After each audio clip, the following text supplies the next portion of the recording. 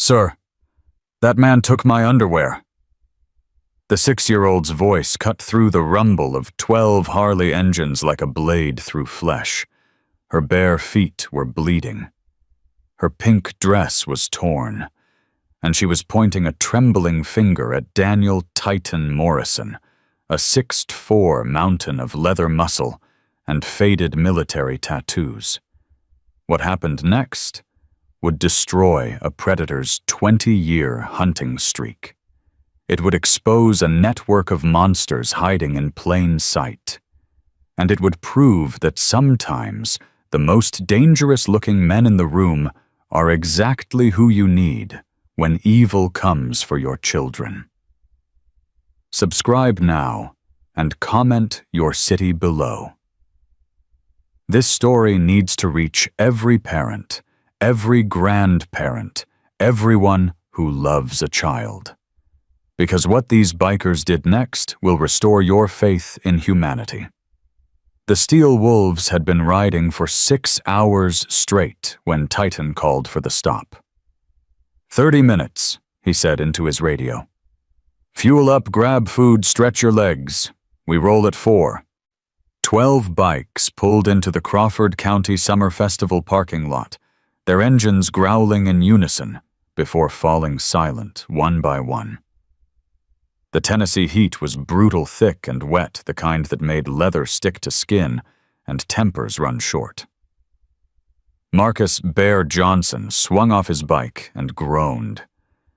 Man, I'm getting too old for these memorial rides. You've been saying that for 10 years, Vincent Shadow Cruz shot back. And I've been right for 10 years. The men laughed the easy humor of brothers who'd ridden together through worse than summer heat. They'd served together, bled together, buried friends together. The Steel Wolves weren't just a motorcycle club. They were family forged in fire. Titan didn't join the laughter.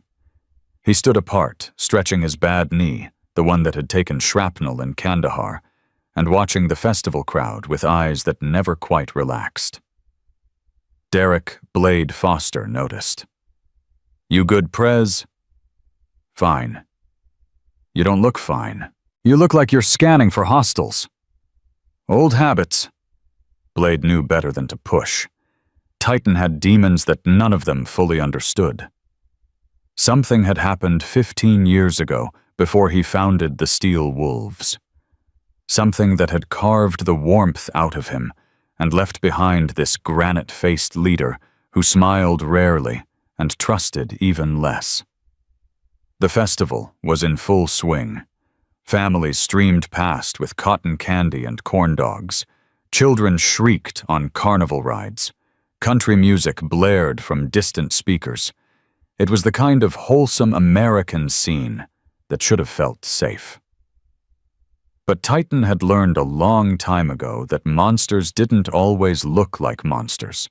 Sometimes they looked like the friendly neighbor, the helpful stranger, the nice man with the kind smile. I'm gonna grab a funnel cake, Bear announced. Anyone want anything? Get me a lemonade, Shadow said. I'm not your waitress. You're whatever I need you to be, big man. More laughter. More brotherhood. The men began dispersing toward the food vendors, leaving Titan alone with his thoughts and his vigilance. That's when he saw her. The little girl came out of nowhere, running so fast her bare feet barely touched the ground. She was maybe 6 years old, blonde hair wild and tangled pink dress torn at the shoulder. Tears streaked her face. Her eyes were huge with terror, the kind of terror that Titan recognized instantly. He'd seen that look before. On soldiers. On victims. On his own daughter's face in the photograph that haunted his nightmares. The girl ran straight toward him, not away from him, and that fact alone made his blood run cold. A child that terrified should be running from strange men, not toward them, unless she was running from something worse. She stopped 3 feet in front of him, her small chest heaving, her whole body trembling like a leaf in a hurricane. "Sir," she gasped. "Sir, please." Titan dropped to one knee, bringing himself closer to her level. His voice came out softer than most people knew he was capable of. "Easy, sweetheart. Easy. What's wrong?" "That man!" She pointed back toward the festival, her finger shaking. "That man took my underwear." The words didn't register at first. They were too horrific, too impossible for a summer afternoon at a county fair. Then they hit him like a bullet to the chest. "Say that again." "He took them. From my backpack. I saw him do it." Bear had heard. He'd been walking toward the food vendors, but had stopped dead, his face going from relaxed to murderous in a heartbeat. Shadow heard too. So did Blade and the others. One by one the steel wolves turned, drawn by some instinct that something terrible had just landed in their midst. Titan kept his focus on the girl. "What's your name, honey?" "Lily. Lily Harper." "Okay, Lily. I need you to take a deep breath for me. Can you do that?" She tried. It came out shaky and broken, but she tried. "Good girl. Now tell me exactly what happened. Don't leave anything out." Lily's words tumbled out in a rush punctuated by sobs. "I was waiting for my mommy and daddy by the lemonade stand. They went to look at the crafts. A man came up to me. He was nice. He had a nice suit, and he smiled a lot. He asked if I wanted cotton candy." Titan's jaw tightened. "Did you go with him?" "No, Mommy says never go with strangers." I said no. But then I had to go to the bathroom really bad, and he followed me." "Did he touch you?" "Lily, did he put his hands on you?" "No, but when I came out of the bathroom I saw him. He had my backpack open. He was taking my extra underwear out and putting them in his pocket. He didn't see me watching. Then he walked away really fast." Bear had moved closer, his massive frame casting a shadow over them both. "Jesus Christ," he whispered. "There's more," Lily said, her voice dropping to barely a whisper. "He came back a few minutes later. He found me again by the snow cone stand." Titan's hands curled into fists. "What did he say?" "He said he'd be watching me. He said he'd come back for me later. He said—" Lily's face crumpled. "He said I was his special girl now." The temperature around them seemed to drop 20 degrees. Titan could feel the rage rolling off his brothers, could see it in the way Bear's hands shook, in the way Shadow's eyes had gone flat and dead. "Where are your parents, Lily?" "I don't know, I tried to find them, but there's so many people and I got scared, and then I saw your jackets." She pointed at the patch on Titan's vest, the one that showed a wolf standing guard over a child's silhouette. The words underneath read, "Guardians of the Innocent." "My teacher told us about you," Lily said. "She said if we're ever in trouble and we see that patch, those people will help us. She said the bikers protect kids." Something cracked inside Titan's chest, something that had been frozen for 15 years. He remembered a different girl. Same age, same blonde hair, same terrified eyes. His daughter, Emily. The daughter he'd lost to a predator who was never caught. The daughter whose case went cold because the monster had been careful, had been patient, had known exactly how to disappear. He'd founded the Steel Wolves a year after Emily's funeral.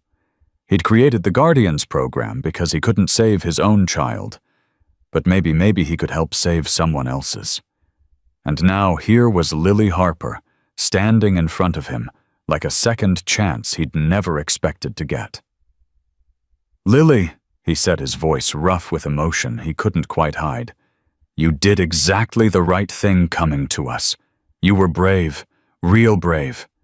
Do you understand me?" She nodded, tears still streaming. "Now I need you to do one more brave thing. I need you to describe this man. Everything you remember. His face, his clothes, anything that stood out. He was old, like my grandpa's age, maybe 50. He had gray hair, but not a lot of it. He was wearing a blue suit with a red tie. And he had glasses with gold frames, and he smiled a lot, but his smile was wrong. It didn't go up to his eyes. Bear muttered something under his breath.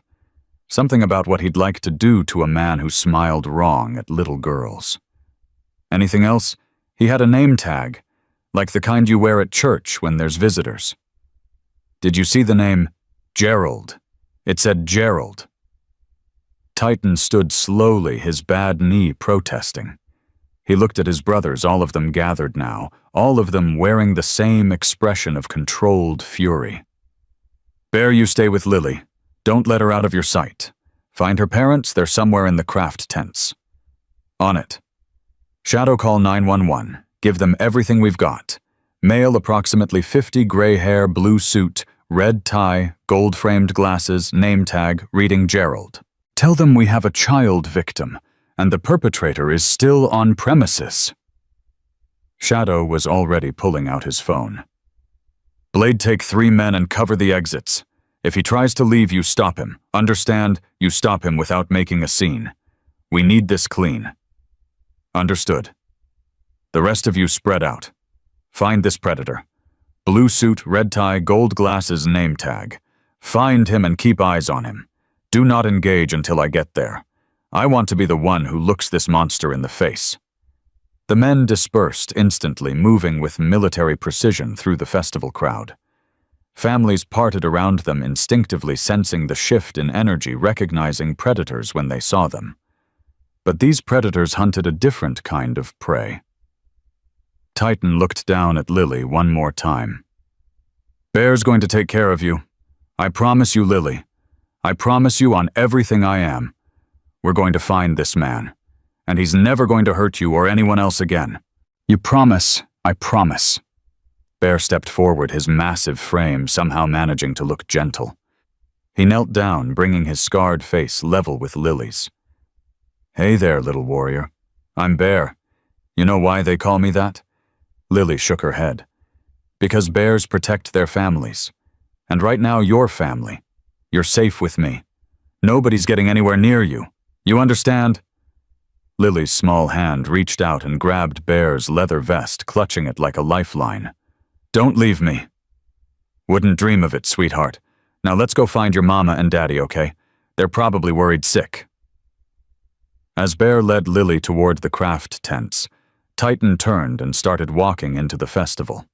His boots hit the ground with purpose. His eyes scanned every face, every suit, every name tag. Somewhere in this crowd was a monster named Gerald. A monster who thought he'd found easy prey.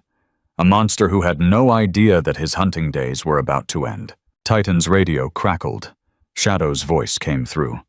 Police are en route. ETA 10 minutes. Copy. Titan, they said something else.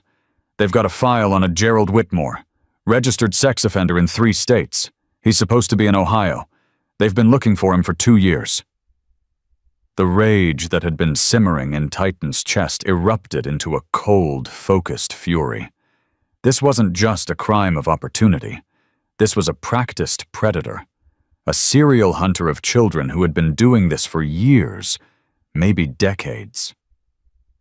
2 years, Titan said quietly. He's been out there for 2 years hunting kids. Gets worse. They found his last known address, searched his computer. He's connected to a network, Titan. An online network of these sick bastards who share information about targets, about techniques, about how to avoid getting caught. How many victims? They don't know yet. Could be dozens. Titan kept walking, his jaw set like granite. Dozens. Dozens of children whose lives had been shattered by this one man. Dozens of families who would never be the same. And if the Steel Wolves hadn't stopped at this particular festival on this particular day, Lily Harper would have become victim number however many. Another statistic. Another ruined life. Another child who would spend years in therapy trying to understand why a stranger had chosen her for something so unspeakable. His radio crackled again. This time it was Blade. Got visual. Blue suit, red tie, gold glasses. He's near the petting zoo, Titan, watching the kids. Hold position. I'm coming to you. Titan picked up his pace, weaving through families and couples and groups of teenagers. People moved aside when they saw him coming, parting like water before the bow of a ship. His phone buzzed. A text from Bear-found parents. Mother hysterical. Father wants blood. Keeping them with security until cops arrive. Good.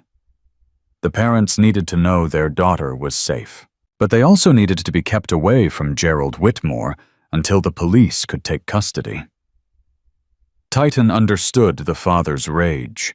He felt it himself, multiplied by 15 years of unresolved grief, but vigilante justice would only give this monster an escape route.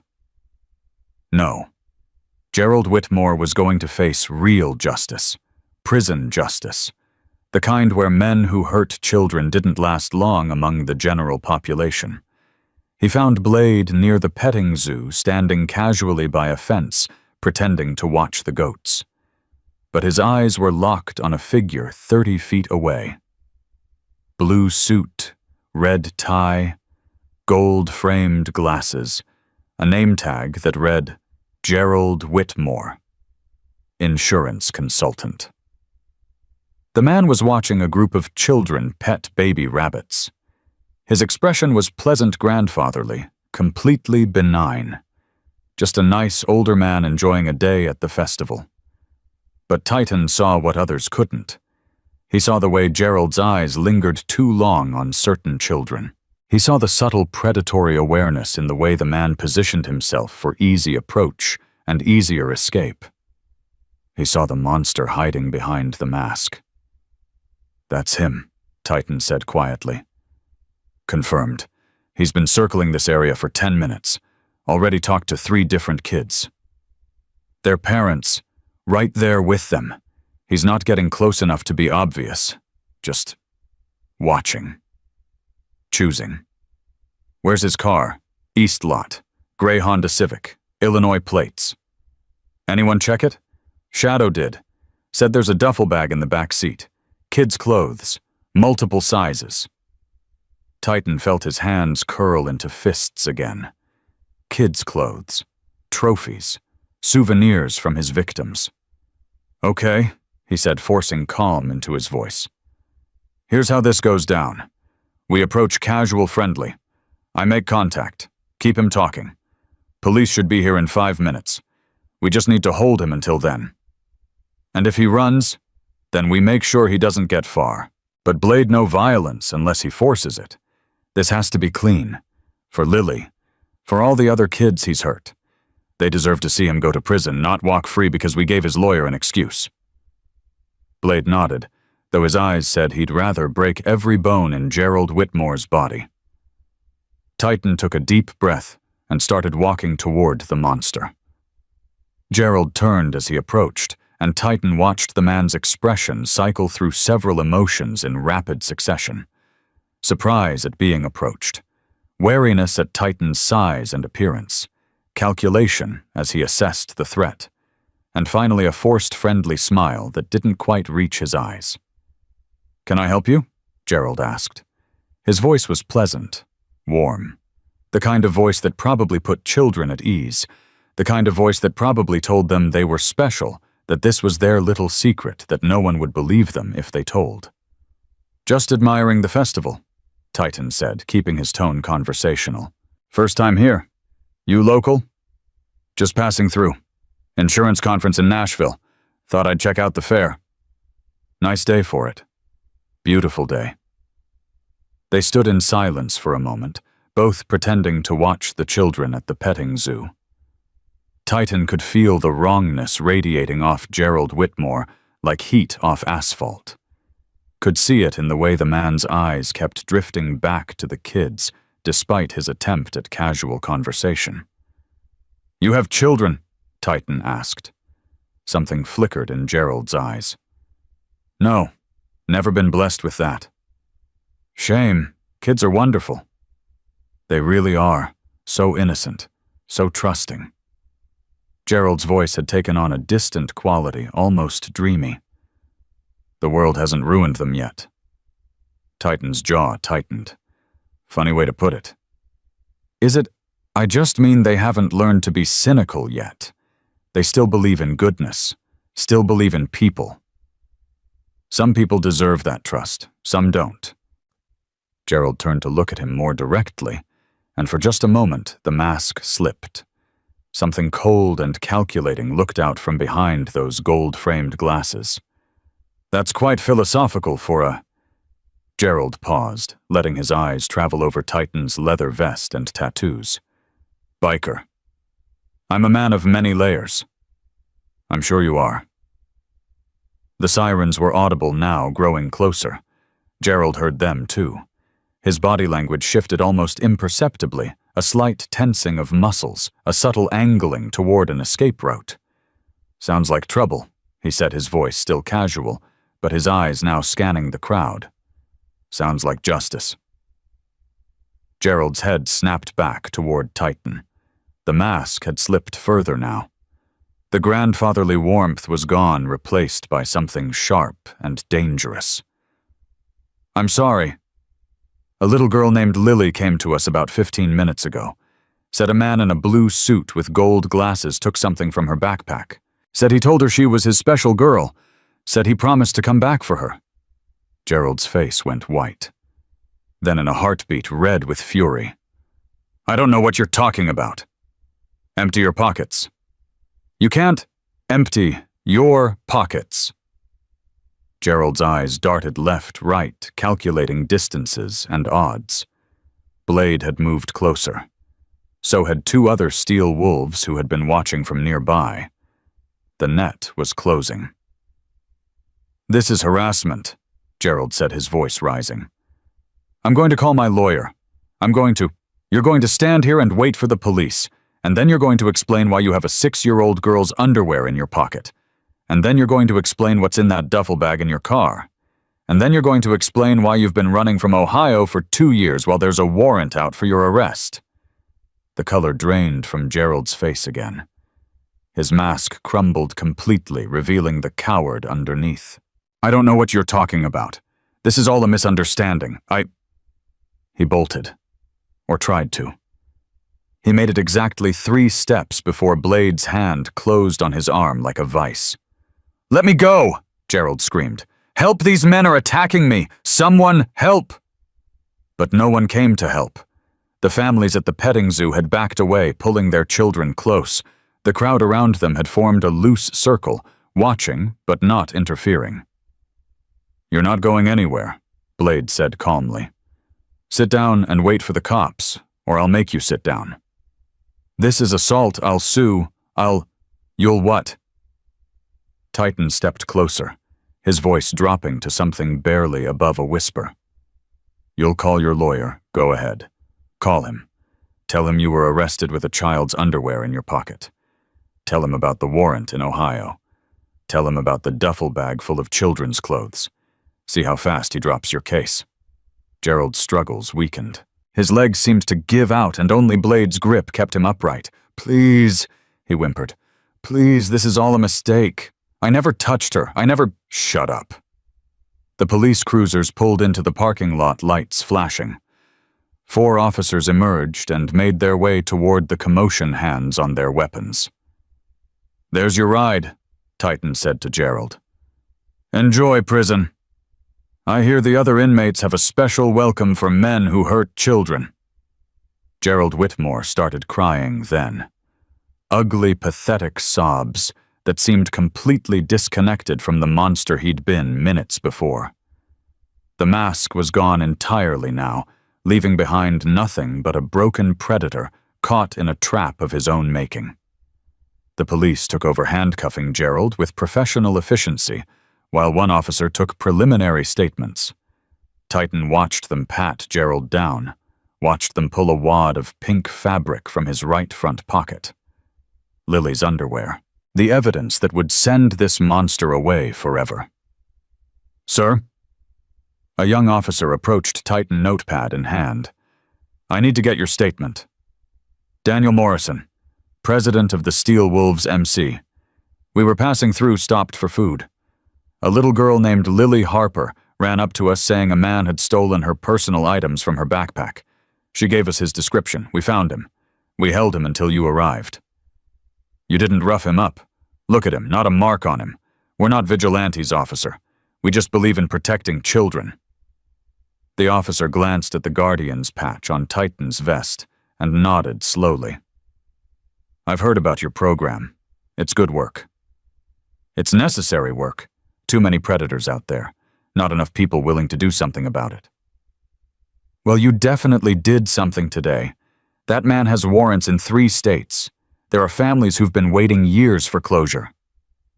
Titan thought of Emily, of the closure he'd never gotten, of the monster who had taken his daughter and was still out there somewhere free and hunting. I'm glad we could help, he said quietly. Where's the girl Lily? With her parents at the security office. Her mother hasn't stopped crying. Her father wanted to come down here, and I can imagine. Will you come make a full statement? We're going to need everything times what the girl told you how you located the suspect. We'll come. All of us. Whatever you need. As the police loaded Gerald Whitmore into the back of a cruiser, Titan stood and watched. The man who had hunted children for decades looked small and pathetic. Now his blue suit rumpled his red tie askew. His gold glasses missing, they'd fallen off during his brief attempt to flee. This was the monster who had terrorized Lily Harper, who had stolen her innocence and tried to stake a claim on her future. And today, his hunting days were over. But as the cruiser pulled away, Titan couldn't shake the feeling that this wasn't the end. Gerald Whitmore was connected to a network, an organization of predators who shared information and techniques and targets. This was one monster caught. How many more were out there? His radio crackled. Bear's voice tight with emotion. Titan, you need to get to the security office. There's something you should see. What is it? Just come see for yourself. And brother, bring something to punch. Because what I just found out is going to make you want to tear this whole damn festival down. Titan started walking toward the security office, his mind racing. What else had Gerald Whitmore done? And more importantly, who else was involved? The answers would take him to places darker than he'd ever imagined.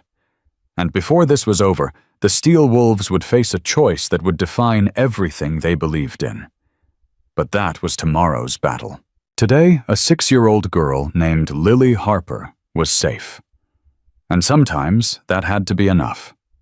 Titan pushed through the crowd, his long strides eating up the distance between the petting zoo and the security office. His mind was still processing what had just happened. Gerald Whitmore in handcuffs, the pink fabric in his pocket, the warrant in 3 states, but Bear's words kept echoing in his head. Something you should see. Bring something to punch. What else could there possibly be? He found Bear standing outside the security trailer, his massive arms crossed over his chest, his face a mask of barely controlled rage. The big man had seen combat in Iraq. He'd watched friends die. He'd taken lives and lived with the weight of it. Titan had never seen him look this shaken. What is it? Bear didn't answer immediately. He just jerked his head toward the trailer door. Inside, but Titan, brace yourself. The security office was small and cramped, dominated by a desk covered in monitors showing feeds from cameras scattered around the fairgrounds. 2 young security guards stood against the far wall looking pale and sick. A female police officer sat at the desk, her face grim. And in the corner, huddled together on a small couch, sat Lily Harper and her parents. Lily's mother was holding her daughter so tight it looked painful. Her face was blotchy from crying, mascara streaked down her cheeks. Lily's father stood behind them, one hand on his wife's shoulder, The other clenched into a fist that trembled with suppressed violence. But it was Lily who drew Titan's attention. The little girl looked up when he entered, and something in her expression shifted. Relief. Trust. The kind of absolute faith that children give to those who've proven themselves worthy of it. "Mr. Titan," she said softly. "Hey, little warrior." He managed a small smile. "You okay?" She nodded, then buried her face in her mother's chest.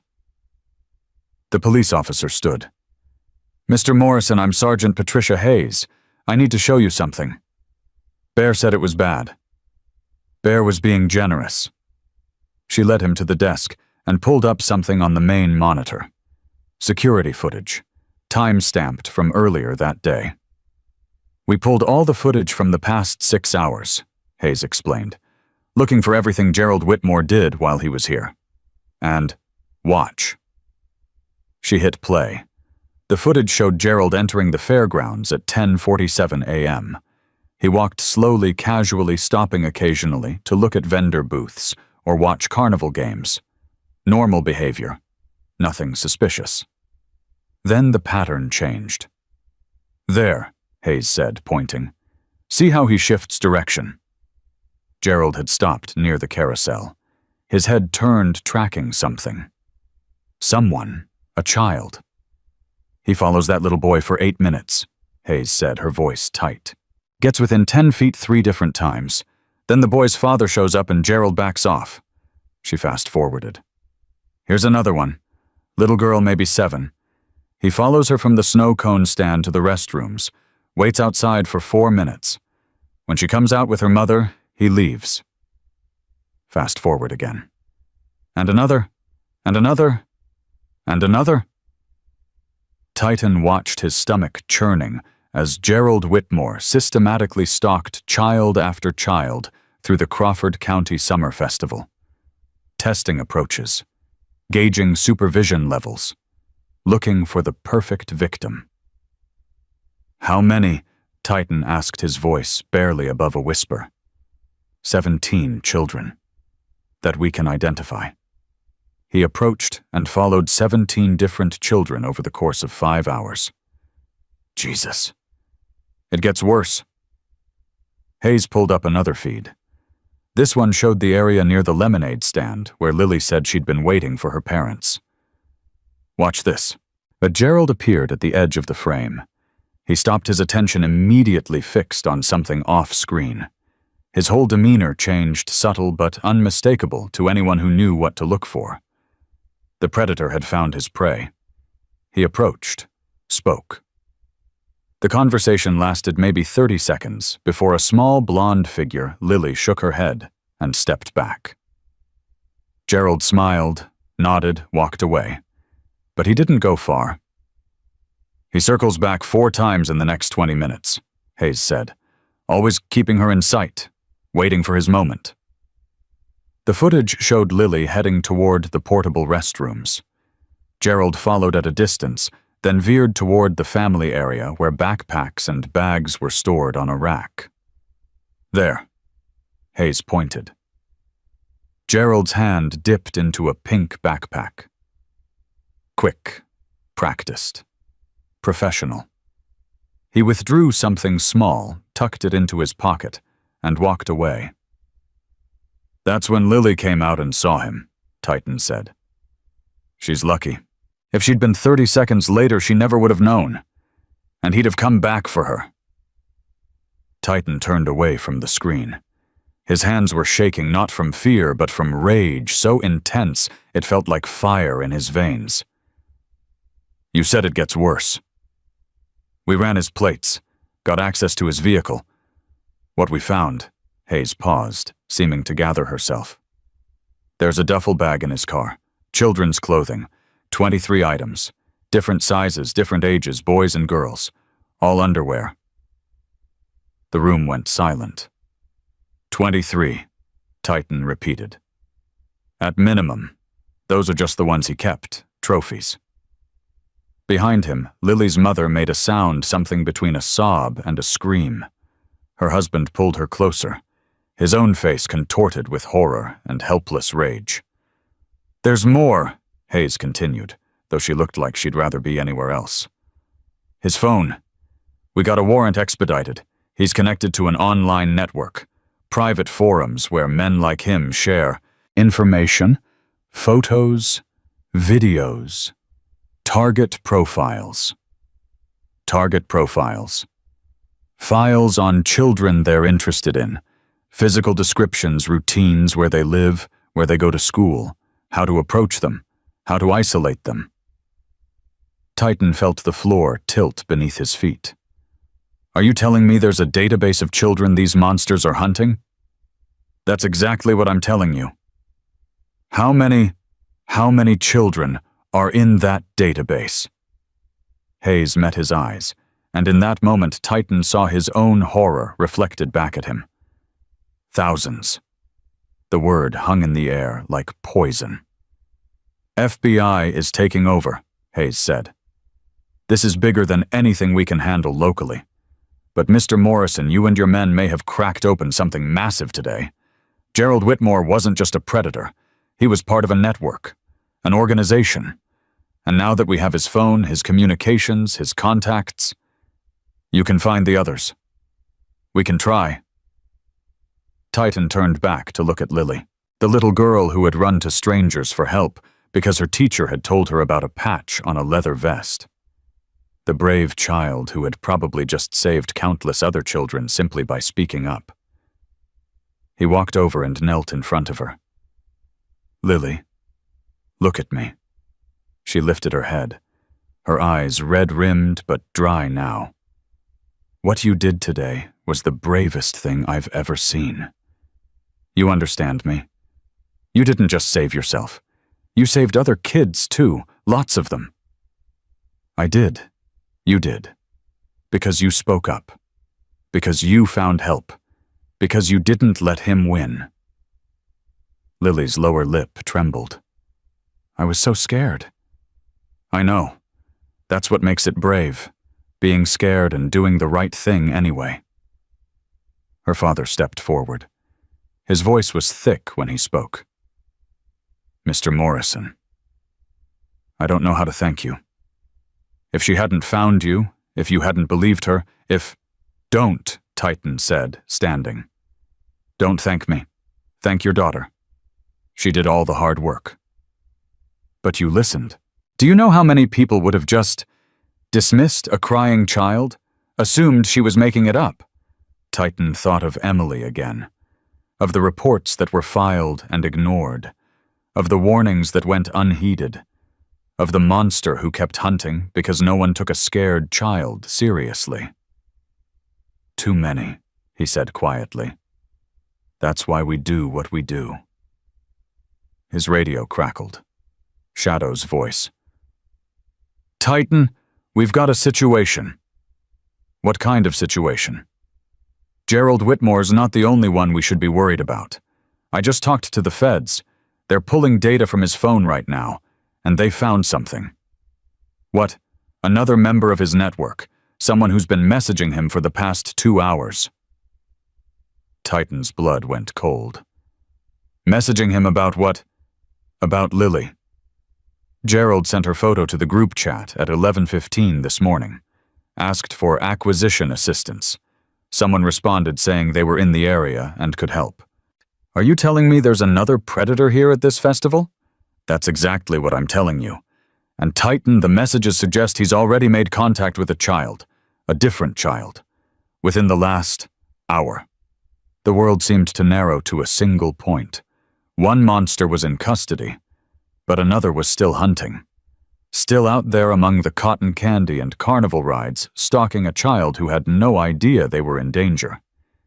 Description: white male, late 30s, brown hair, wearing a yellow polo shirt, goes by Lighthouse in the chat. "I'm on my way." He turned to Hayes. "There's another one, someone from Whitmore's network. He's here at this festival right now." Hayes was already reaching for her radio. All units, we have a possible second suspect on premises." Titan didn't wait to hear the rest. He was out the door and moving before she finished speaking, Bear falling into step beside him. "You heard?" Titan asked. "I heard. Yellow polo, brown hair, late 30s. Let's find this bastard." They moved through the festival like sharks through water, their eyes scanning every face, every shirt, every interaction between adults and children. The other steel wolves had received the same information and were converging from different directions, a net closing around a prey who didn't know he was being hunted. "There." Bear grabbed Titan's arm. "By the balloon vendor." Titan looked. Yellow polo shirt, brown hair, late 30s. The man was talking to a woman holding a toddler, his body language friendly and open. Too friendly. Too open. "That's him. We sure could just be some guy. Look at his left hand." Bear looked. The man's left hand was in his pocket, fidgeting with something. The same nervous tell Gerald Whitmore had exhibited. Son of a bitch. "Don't approach, not yet. See if he makes a move. If he's innocent, we let him walk. If he's not..." They didn't have to wait long. The man said something to the woman, smiled, and walked away. But he didn't leave the area. He circled around behind a game booth and emerged on the other side, his eyes tracking the woman and her toddler as they moved toward the exit. Then his gaze shifted, fixed on something else. A little boy, maybe 5 years old, standing alone near a trash can, eating a corn dog, looking around with the confused expression of a child who'd lost sight of his parents. The man in the yellow polo started walking toward him. "Move," Titan said. They cut through the crowd on an intercept course, reaching the boy just as the man did. Titan stepped between them, his bulk blocking any approach. "Hey, buddy," he said to the child, keeping his voice light. "You looking for your mom and dad?" The boy nodded, his eyes huge. "That's okay. We'll help you find them. What's your name?"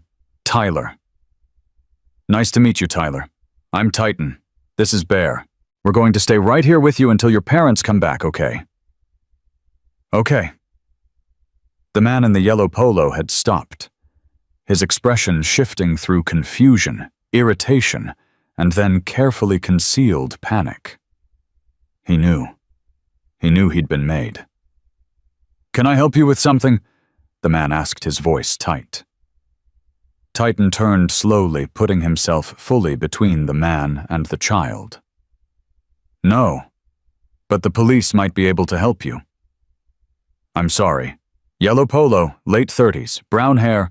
You match the description of a person of interest in an ongoing investigation."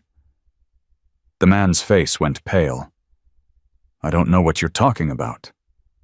"Really?" "Because a man named Gerald Whitmore was just arrested. And his phone shows he's been in contact with someone called Lighthouse, someone who offered to help him acquire a target." "I've never heard of anyone named Gerald Whitmore."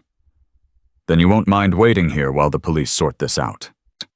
The man's eyes darted left-right, calculating his options. Bear had moved to flank him. Other steel wolves were approaching from various directions. "This is insane," the man said, his voice rising. "I'm just here enjoying the fair. You can't detain me. This is harassment." "Then call a lawyer. But you're not leaving until the cops clear you." For a moment, the man seemed ready to argue. Then his shoulders sagged, and Titan saw resignation wash over his face. The same look Gerald Whitmore had worn when he realized the game was over. "You don't understand," the man said quietly. "You can catch me. You can catch Gerald. It doesn't matter. There are hundreds of us. Thousands. You'll never stop it. Maybe not all of it, but I'll stop you. And I'll stop the next one. And the one after that. One monster at a time." Police officers arrived within minutes, surrounding the man and taking him into custody. A search of his pockets revealed a phone with the private chat app, still open messages from Gerald Dayu visible on the screen. "Tyler!" A woman's voice cut through the noise. A young mother came running, scooping the little boy into her arms. "Oh my God, Tyler, I turned around for 1 second and you were gone." "I'm okay, Mommy. The big men helped me." She looked up at Titan, tears streaming down her face. "Thank you. Thank you so much. I don't know what would have happened if... Don't think about what would have happened. He's safe. That's all that matters." As the second predator was led away, Titan felt a hand on his shoulder. Bear, his face still grim, but something like satisfaction in his eyes. "2, Bear said. 2 of these bastards in 1 day. Doesn't feel like enough. It never does. But it's 2 who won't hurt anyone else. 2 more kids who get to grow up without that trauma." Titan nodded slowly. He thought of Lily safe with her parents, of Tyler back in his mother's arms, of the thousands of children in that database being hunted by monsters they'd never seen. "We need to do more," he said. "What do you mean, the Guardians program?" "It's not enough.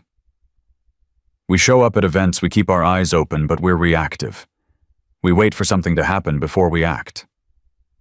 "What are you suggesting?" Titan was quiet for a long moment, watching the police cruiser pull away with the second predator inside. "I don't know yet, but this network, this organization of monsters, they're organized. They share information, they coordinate, they protect each other. And maybe it's time we did the same thing, not just the Steel Wolves, all the clubs that run Guardians programs. What if we connected them? What if we shared information about predators, about patterns, about warning signs?" Bear's eyebrows rose. "You're talking about building our own network." "Why not? They've got one. Why shouldn't we?" "Because it's complicated. Because different clubs have different rules. Because some of them don't exactly get along." "Then we make them get along. For the kids. If a man like Gerald Whitmore can coordinate with predators in other states, why can't we coordinate with protectors in other states?" Bear was silent for a moment, considering. Then he nodded slowly. "It's not the craziest thing you've ever suggested." "What was the craziest? That time you wanted to ride through that hurricane in Alabama." Despite everything, Titan felt a ghost of a smile cross his face. That was character building. That was insanity. Same thing. They walked back toward the security office together, the festival continuing around them as if nothing had happened. Families laughed. Children played. Cotton candy melted in the summer heat. But Titan knew the truth now. Monsters walked among these families. They watched. They waited. They hunted, and until every last one of them was behind bars, his work wasn't done. His phone buzzed. "A text from Sergeant Hayes, FBI, wants to talk to you. They're saying your club might have connections that could help them crack this network open. Can you come to the station tonight?" he typed back. "We'll be there." Whatever came next, whatever this investigation revealed, the Steel Wolves would be part of it, not as vigilantes, not as outlaws, as guardians. And God help any predator who crossed their path. The Crawford County Sheriff's Station was a squat brick building that looked like it hadn't been updated since the 1970s. Titan pulled his bike into the parking lot at 8:47 p.m., the rest of the Steel Wolves rumbling in behind him. The sun had set an hour ago, but the heat still clung to the pavement like a living thing. 2 black SUVs with federal plates sat near the entrance. The FBI had arrived. "You sure about this?" Bear asked, swinging off his bike. "Feds aren't exactly known for playing nice with motorcycle clubs. They need us. That changes the dynamic." "Does it?" Titan didn't answer. He was already walking toward the entrance, his boots heavy on the concrete, his mind racing through possibilities and implications. 2 predators caught in 1 day, a network of thousands. And now the federal government wanted to talk. Whatever came next, he knew one thing for certain: nothing would ever be the same. Sergeant Hayes met them at the door. "They're in the conference room. Fair warning, they've been reviewing the case files for 3 hours. They're intense." We can handle intense. She led them down a narrow hallway to a room barely big enough for the scarred wooden table at its center. Two people in dark suits stood when Titan entered. A woman in her 40s with gray-streaked hair pulled back in a severe bun. A man in his 50s with the weathered look of someone who'd spent too many years chasing monsters. "Mr. Morrison," the woman said, extending her hand. "I'm Special Agent Diana Reeves. This is Special Agent Marcus Cole. We lead the FBI's Crimes Against Children unit." Titan shook her hand, noting the firm grip and the sharp intelligence in her eyes. "What do you need from us? Straight to business. I appreciate that." Reeves gestured to the chairs. "Please sit. This is going to take a while." They sat. Bear positioned himself near the door, his arms crossed, his expression unreadable. The other steel wolves waited outside, but Titan knew they were alert, ready. Agent Cole opened a laptop and turned it to face Titan. "What you stumbled onto today isn't a random collection of predators. It's an organization. They call themselves the Lighthouse Collective." "Lighthouse," Titan repeated. That was the second man's screen name. It's their symbol, their philosophy. They see themselves as beacons guiding each other to what they want. Children. Children. Cole's voice was flat with disgust. "The network has been operating for at least 15 years. Members across 47 states and 12 countries. They share information techniques, target profiles. They warn each other about law enforcement activity. They provide alibis for each other."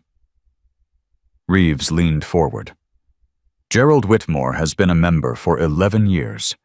In that time, we believe he's victimized at least 34 children. Possibly more." Titan felt his hands curl into fists beneath the table. 34. That we know of. The man you caught today, his name is Richard Byrne, has been active for 6 years. 14 confirmed victims. And they were working together today. They communicate through encrypted channels. When one member identifies a potential target, they can request assistance from other members in the area. Byrne was responding to Whitmore's request. "Acquisition assistance," Titan said, remembering Shadow's words. "That's what the message said. That's their term for it. Like they're shopping for merchandise instead of hunting children." The room went silent. Titan could hear Bear's breathing behind him slow, and controlled the sound of a man keeping his rage in check through sheer force of will. "Why are you telling us this?" Titan asked. "You could have just taken our statements and sent us on our way." Reeves and Cole exchanged a glance. Something passed between them, a decision, an agreement. "Because we need help," Reeves admitted. "The Lighthouse Collective has evaded us for 15 years. Every time we get close, they scatter.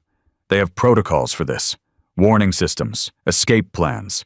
We've arrested dozens of members, but we've never been able to take down the core leadership. And you think we can help how?" Cole pulled up another screen on his laptop. "The Guardians of the Innocent program, your network of motorcycle clubs. You have chapters in 38 states. Members who attend community events, school functions, public gatherings. Members who watch and report. We're not spies. No, you're observers. And you've built relationships in communities that law enforcement never could. People trust you. They talk to you. Children approach you for help. Like Lily did today." "Exactly like Lily did today." Reeves leaned back in her chair. "We're proposing a partnership. Information sharing. When your members see something suspicious, they report it through a secure channel we'll provide. When we identify potential threats, we alert your chapters in those areas." Bear spoke for the first time. "You want to deputize a bunch of bikers? I want to use every resource available to protect children. The traditional approaches aren't working." 15 years, Agent Cole said. 15 years of this network operating, growing, hurting kids. If unconventional partnerships can make a difference, I'm willing to try. Her Titan was quiet for a long moment, processing. The offer was significant, unprecedented. It would change the nature of the Guardians program entirely. But it was also an opportunity, a chance to do more than just react to threats, a chance to hunt the hunters. "What about the rest of the network?" he asked. "Whitmore and Byrne are in custody, but you said there are thousands of members." "That's the other thing we wanted to discuss." Cole typed something on his laptop, and a new image appeared on the screen. When we accessed Whitmore's phone, we found something unexpected. The image showed a chat log, messages between Whitmore and someone with the screen name Architect. "Architect is the founder of the Lighthouse Collective," Cole explained. "He created the network, runs it, sets the rules. No one knows his real identity. Members only communicate through encrypted channels using aliases." But Whitmore was different. He was one of the original members. He and Architect go back to the beginning. And in their private conversations, Architect let something slip. Cole zoomed in on a message dated 3 weeks ago. Titan read it, and his blood turned to ice. "The Tennessee expansion is going well. Our friend in Crawford County has been invaluable." "Crawford County," Titan said slowly. "That's here. Whitmore wasn't the only member of the network operating in this area. There's someone else. Someone Architect refers to as our friend. Someone who's been helping them establish a presence here." "Do you know who?" "Not yet. But we think it's someone local. Someone with access to children. Someone above suspicion." The implications hit Titan like a physical blow. A predator embedded in this community. Someone people trusted. Someone who'd been operating right under everyone's noses, helping monsters like Whitmore find victims. "How do we find them?" "That's where you come in." Reeves pulled out a folder and slid it across the table. "These are the profiles of every registered sex offender in Crawford County. Every person with a history of crimes against children. Every individual who's raised red flags but hasn't been charged." Titan opened the folder. Dozens of faces stared back at him. Men of all ages, all backgrounds, all positions in the community. Teachers, coaches, ministers, businessmen. "We need your people to watch them," Reeves continued. "Discreetly.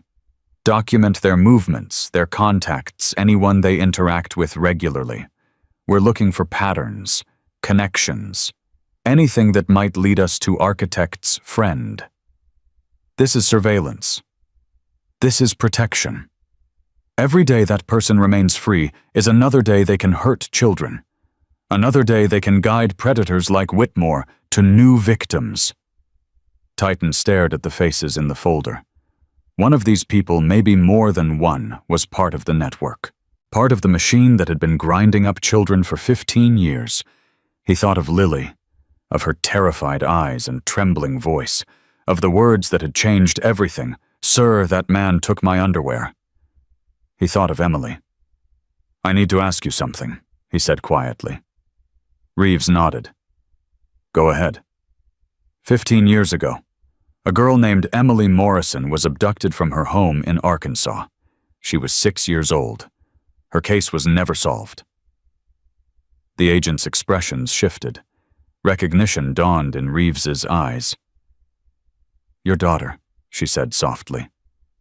"My daughter. I've spent 15 years trying to find the man who took her. 15 years hitting dead ends and cold trails. 15 years knowing he was still out there, still hunting." "Mr. Morrison. Was he part of this network? Was the man who killed my daughter a member of the Lighthouse Collective?" The silence stretched. Cole and Reeves exchanged another glance, and this time Titan saw something that made his heart stop.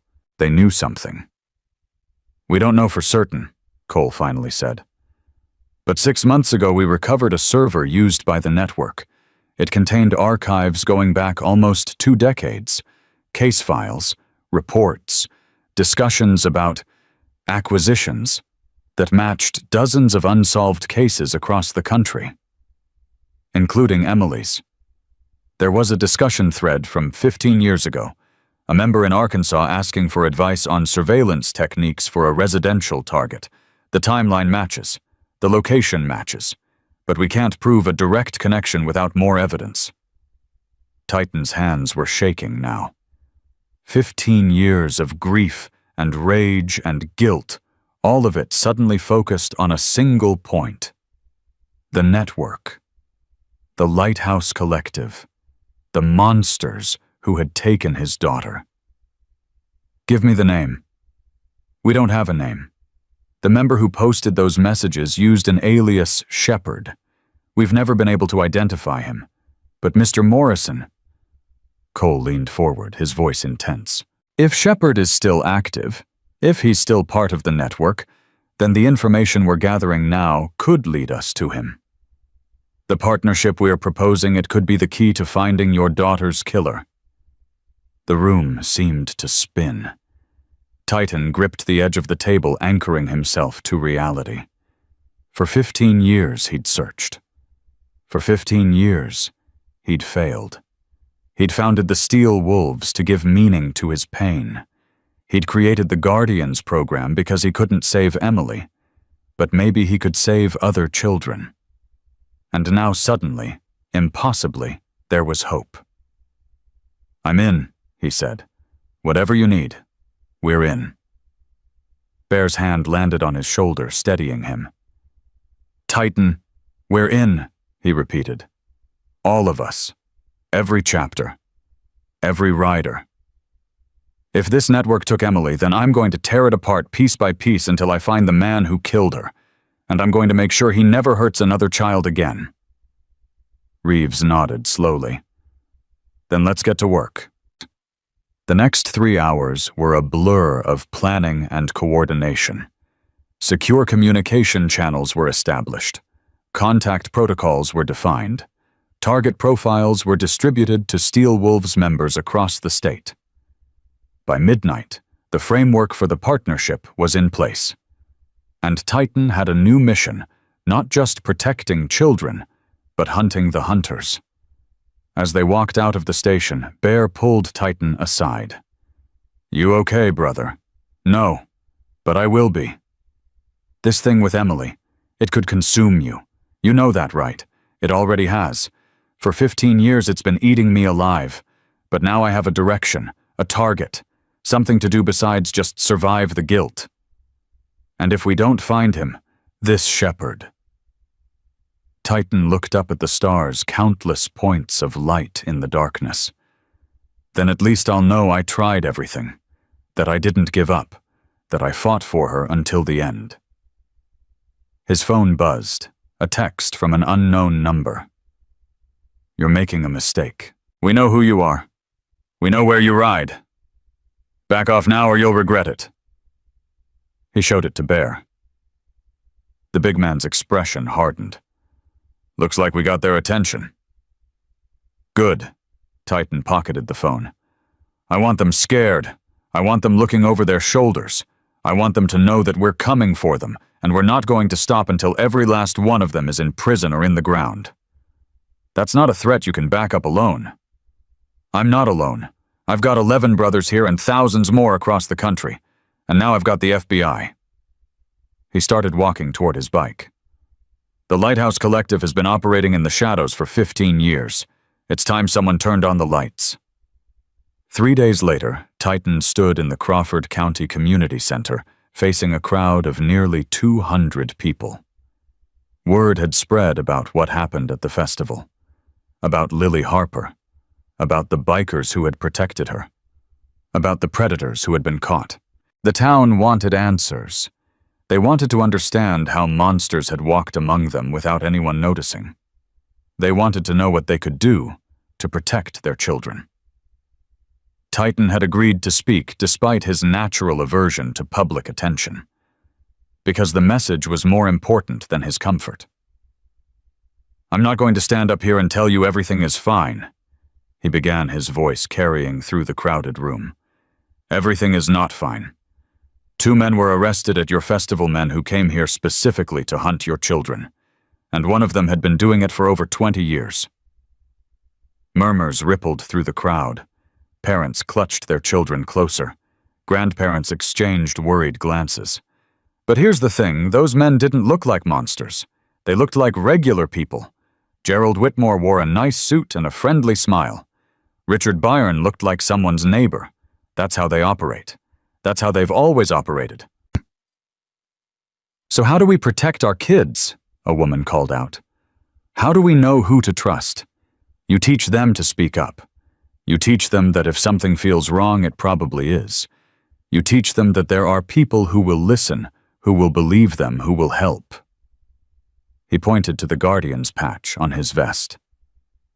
A 6-year-old girl named Lily saw this patch and remembered what her teacher told her, that if she was ever in trouble, people wearing this symbol would help.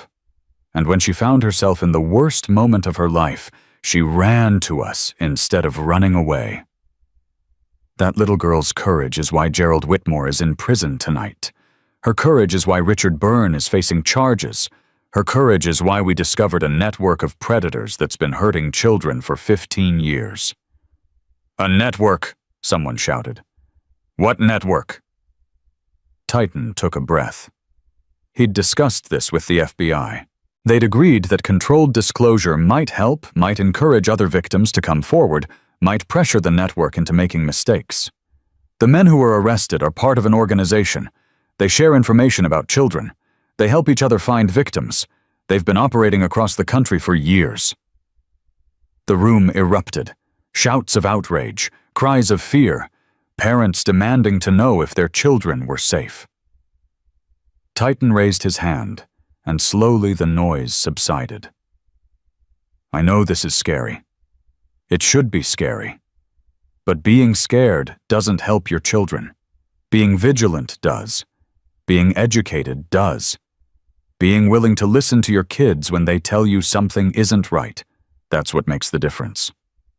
"What are you going to do about it?" a man near the back demanded. "You caught 2 of them. What about the rest?" "We're working with law enforcement to identify and arrest every member of this network. But we can't do it alone.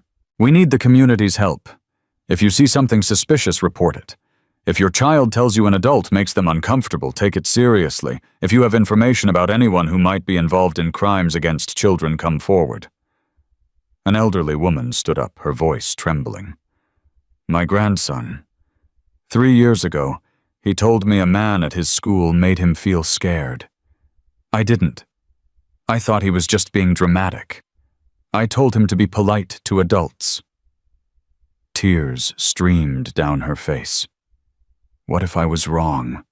What if I ignored something I shouldn't have?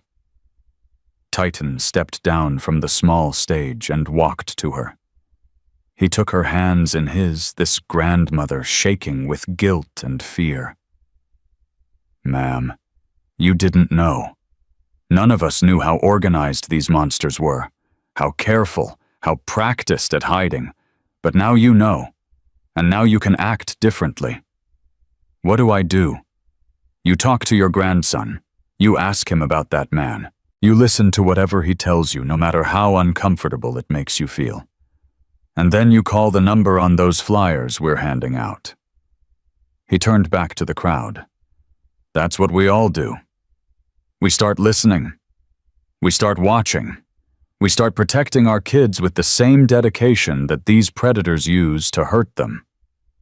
The meeting went on for another 2 hours. Questions were asked and answered. Fears were addressed. Plans were made. By the end, something had shifted in Crawford County.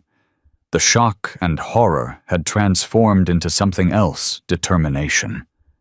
Resolve. A community awakening to a threat it had ignored for too long. As the crowd dispersed, a man approached Titan. Late 50s, well-dressed, silver hair and an expensive watch. He extended his hand with a politician's practiced smile. "Mr. Morrison, I'm Warren Fitzgerald. I'm on the county commission. I wanted to thank you for everything you've done." Titan shook his hand. just doing what needed to be done. Still, it's remarkable. 2 predators caught in a single day. And now this partnership with the FBI. Fitzgerald shook his head. You've accomplished more in a week than our local authorities have in years. The threat required a serious response. Indeed it did. I'd love to discuss ways the county can support your organization going forward. Perhaps dinner sometime. I know several business leaders who'd be interested in contributing to your cause. Something about Fitzgerald's manner set off alarms in Titan's head. The smile that didn't quite reach his eyes. The questions that seemed designed to extract information rather than express genuine interest. I appreciate the offer. Let me think about it. Of course. Here's my card. Fitzgerald pressed a business card into Titan's hand. Call any time. And Mr. Morrison, be careful. Men who hunt predators sometimes become targets themselves. He walked away before Titan could respond. Bear appeared at Titan's elbow. Who was that county commissioner, Warren Fitzgerald? He seemed friendly. Too friendly. Titan stared at the business card. Run a background check on him. Full workup. Everything you can find. You think he's involved? I think someone in this community is helping the network. Someone with access. Someone above suspicion. He pocketed the card. And I think we just got our first real lead. His phone buzzed. Another text from the unknown number. Last warning. Walk away. The children you're trying to save will suffer if you don't. Titan showed it to Bear, then typed a response. No. Come and get me. He hit send and looked up at the community center where families were still filing out into the night holding their children close, finally understanding the danger they faced. The Lighthouse Collective had threatened him, had threatened the children he was trying to protect. That was their mistake, because now it wasn't just about justice. It wasn't just about finding Emily's killer. It was about protecting every child in this town, in this state, in this country, from monsters who had operated in darkness for far too long. And Titan would burn down everything they'd built to do it, whatever it cost. Bear's background check on Warren Fitzgerald came back 3 days later, and it changed everything. You need to see this. Bear dropped a folder on the table in front of Titan. They were in the back room of a diner on the outskirts of Crawford County, the kind of place where nobody asked questions, and conversations stayed private. Titan opened the folder. The first page was a standard biographical summary. Warren Fitzgerald, age 58. County Commissioner for 12 years. Married, twice divorced, twice. No children. Owner of Fitzgerald Properties, one of the largest real estate companies in the region. Keep reading, Bear said. The second page listed Fitzgerald's property holdings, commercial buildings, residential complexes, vacant lots, and one property that made Titan's blood run cold. He owns the building where Gerald Whitmore was staying. Not just that building. He owns 6 properties that have been rented to registered sex offenders over the past decade. 6 different predators, all living in buildings owned by Warren Fitzgerald. Titan looked up. Could be coincidence. Property owners don't always know who their tenants are. That's what I thought. So I dug deeper. Bear pulled out another sheet. Fitzgerald's company has a subsidiary, a property management firm that handles rentals for high-risk tenants. They specialize in finding housing for people who have trouble renting through normal channels. Sex offenders, among others. But here's the thing, the subsidiary isn't just finding them housing. It's providing them with references, fake employment histories, documentation that helps them pass background checks for jobs near schools, churches, community centers. The implications hit Titan like a freight train. He's not just housing them, he's helping them hide. It gets worse. Bear's voice was grim. I found financial records, Payments from Fitzgerald to offshore accounts that trace back to the same servers the FBI identified as belonging to the Lighthouse Collective. He's funding them. He's one of them, Titan. Warren Fitzgerald isn't just architect's friend in Crawford County. Based on the money trail, he might be architect himself. Titan stared at the documents, his mind racing. The county commissioner. A man who'd shaken hands with parents and promised to keep their children safe. A man who attended church every Sunday and donated to children's charities. A monster hiding in plain sight. Does the FBI know? I sent everything to Agent Reeves an hour ago.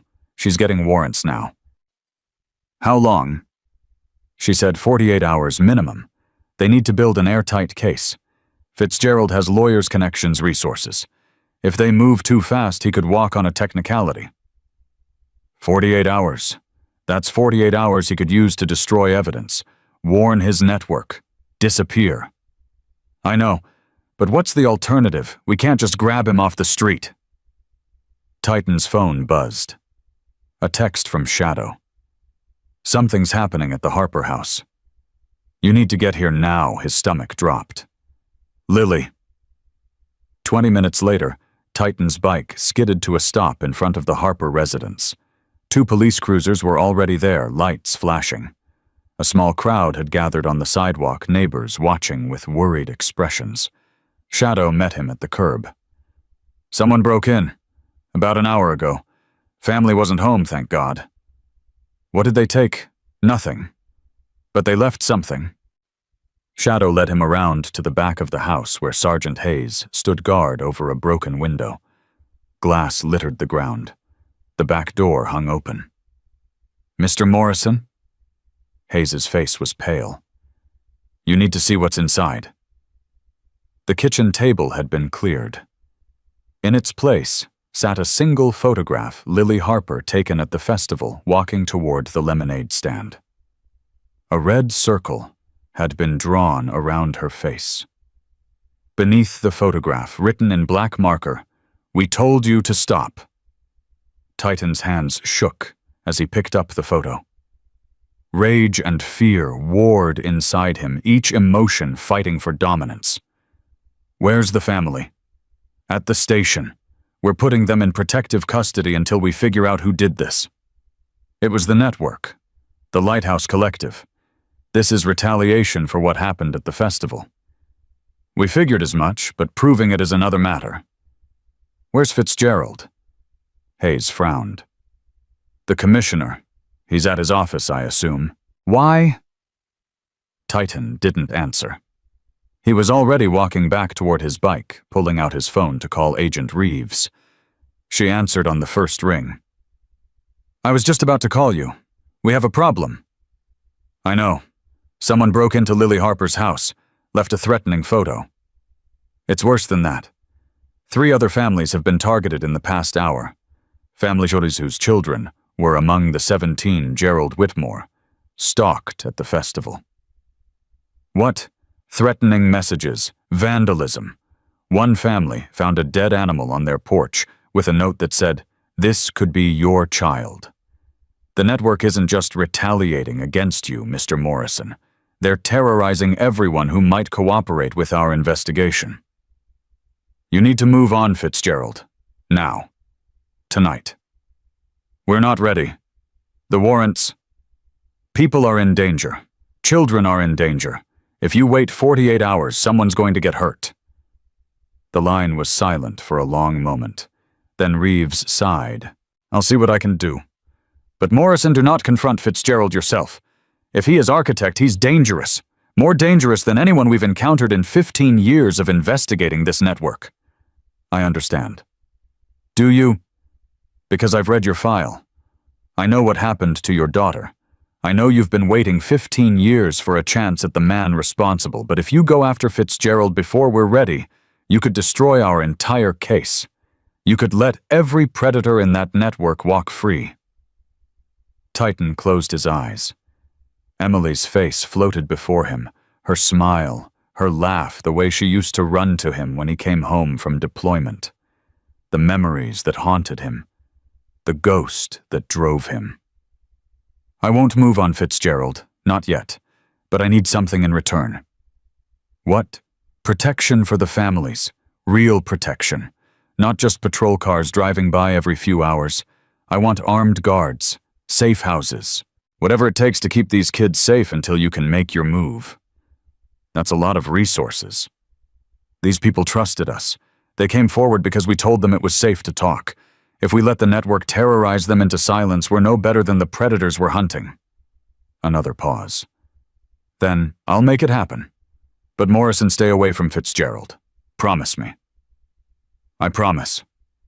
He hung up and found Bear watching him with knowing eyes. You're not going to stay away from him, are you? I promised I wouldn't move on him. I didn't promise I wouldn't watch him.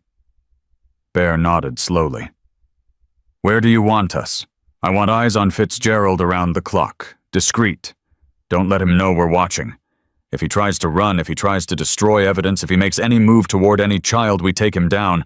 FBI be damned. And if he's innocent? Titan looked at the photograph still clutched in his hand. Lily's face circled in red. A 6-year-old girl marked for terror because she'd had the courage to speak up. He's not innocent. Men like him are never innocent. The next week was chaos. The FBI moved faster than expected, obtaining emergency warrants based on the escalating threats. Fitzgerald's office was raided, his computers were seized, his properties were searched. What they found was worse than anyone imagined. 23 victims, Agent Reeves told Titan in a private meeting at the sheriff's station. 23 children across 8 states over 15 years. That's just Gerald Whitmore. Fitzgerald's records suggest he facilitated crimes against hundreds more. Facilitated how? He matched predators with victims. His property management company was a front, a clearinghouse where members of the network could find housing near schools jobs with access to children communities with weak oversight. He was the connector, the enabler, the man who made everything possible. And Shepard, the one who might have taken Emily. Reeves hesitated. We found references to Shepard in Fitzgerald's files, communications going back 17 years. But Fitzgerald wasn't Shepard himself. He was Shepard's handler. The person who directed his activities, chose his targets, helped him avoid detection. Does Fitzgerald know who Shepard really is? If he does, he's not talking. He lawyered up the moment we arrested him. Hasn't said a word since. Then make him talk. It doesn't work that way. We have rules, procedures, rights that even monsters are entitled to. Those monsters didn't give Emily any rights. They didn't give Lily any rights. They didn't... I know. Reeves's voice was soft but firm. I know what they did. I know how badly you want answers. But if we cut corners, if we violate his rights, his lawyers will get everything thrown out. He'll walk, and every other predator in that network will learn from his example. Titan wanted to argue, wanted to rage, wanted to tear down the walls of this station and find Warren Fitzgerald and make him talk through sheer force of will. But he knew Reeves was right. The law was slow and imperfect, and often felt like it protected the guilty more than the innocent. But it was all they had. What happens now? Now we build our case. Fitzgerald will be arraigned tomorrow. The evidence we have is enough to hold him, but the trial could take months, maybe years.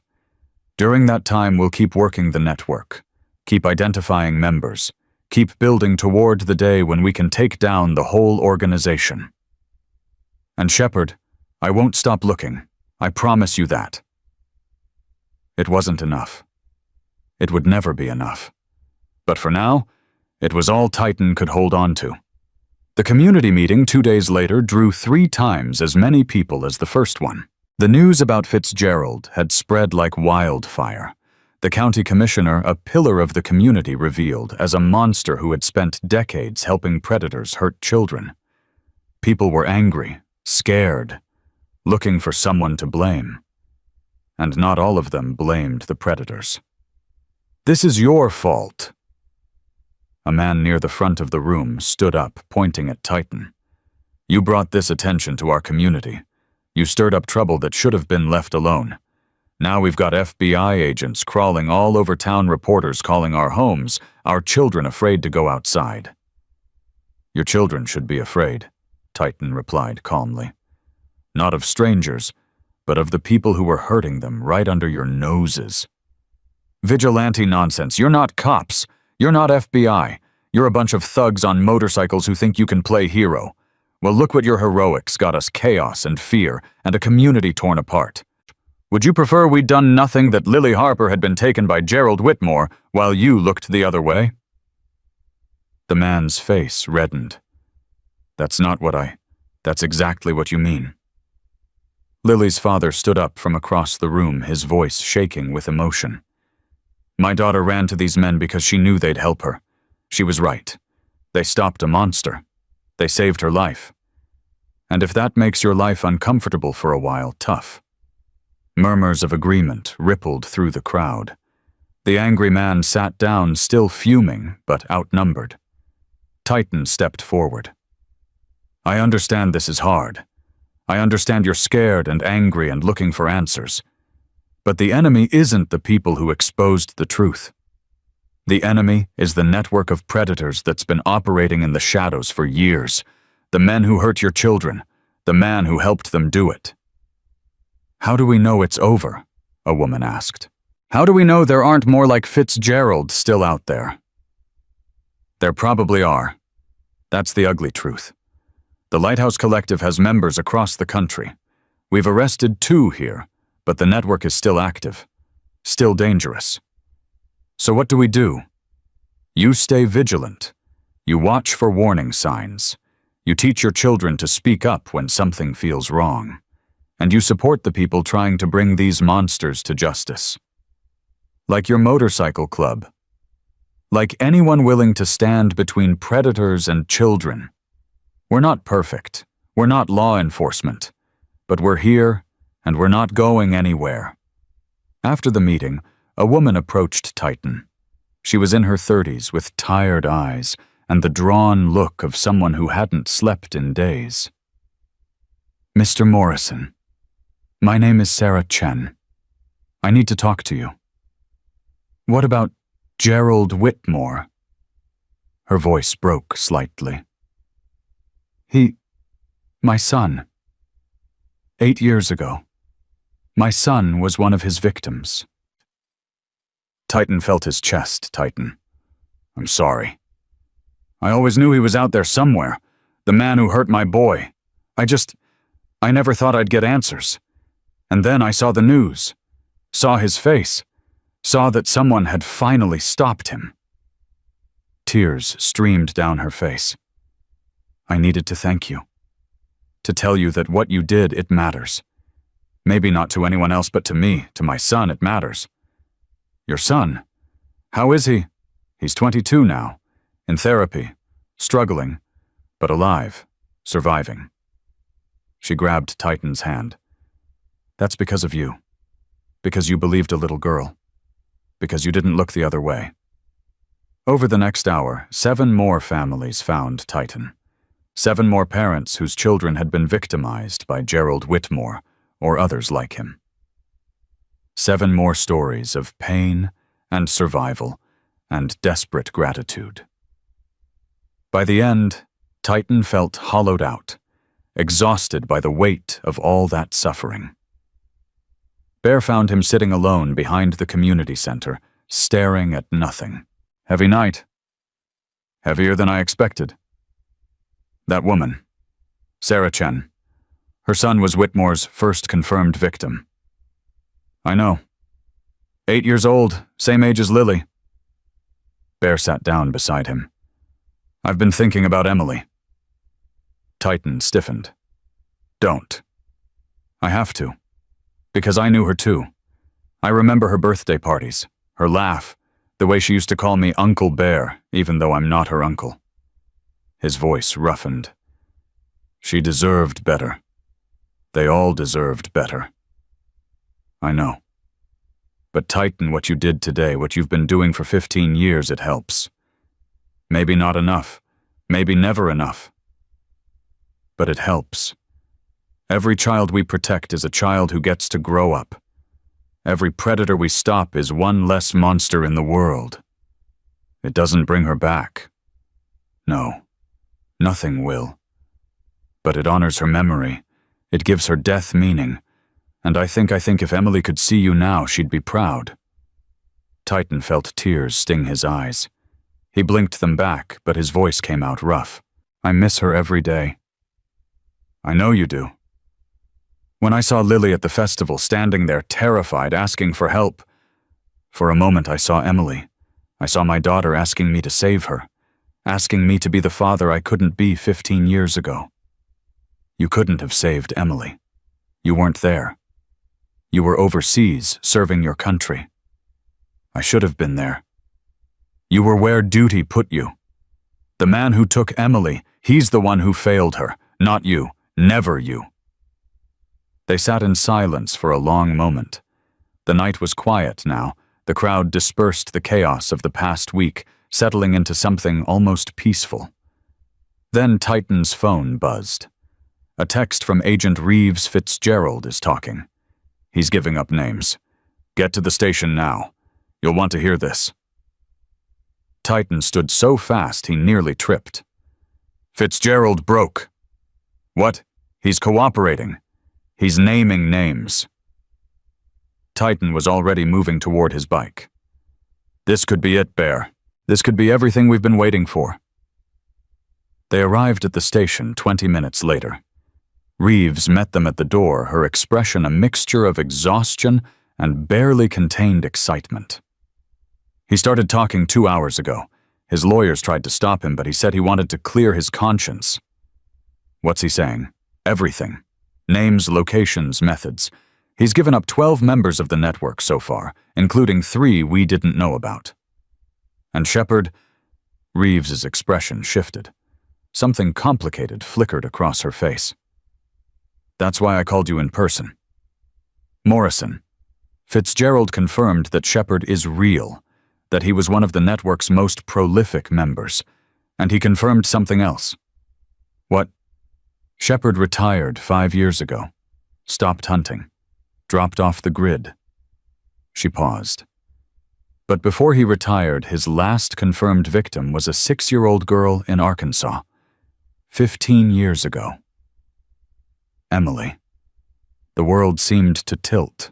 Titan grabbed the doorframe to steady himself. Does he know where Shepard is? He says no.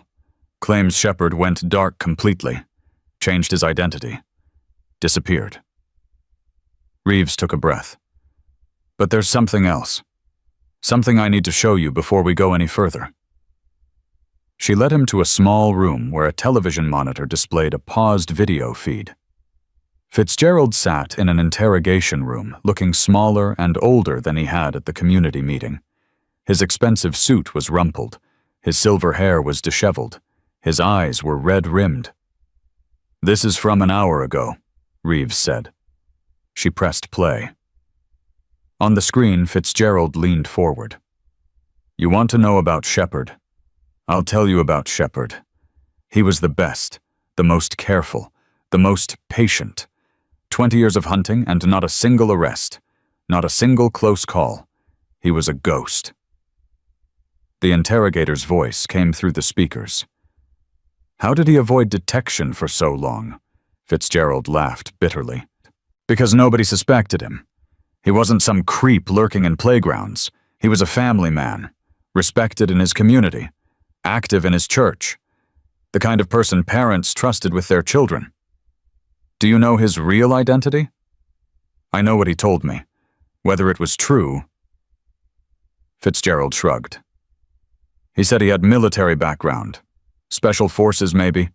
Said he learned patience and discipline in the service. Said he applied those skills to his hobby. Titan's blood ran cold. Military background. Special forces. Patience and discipline. Did he ever mention specific victims?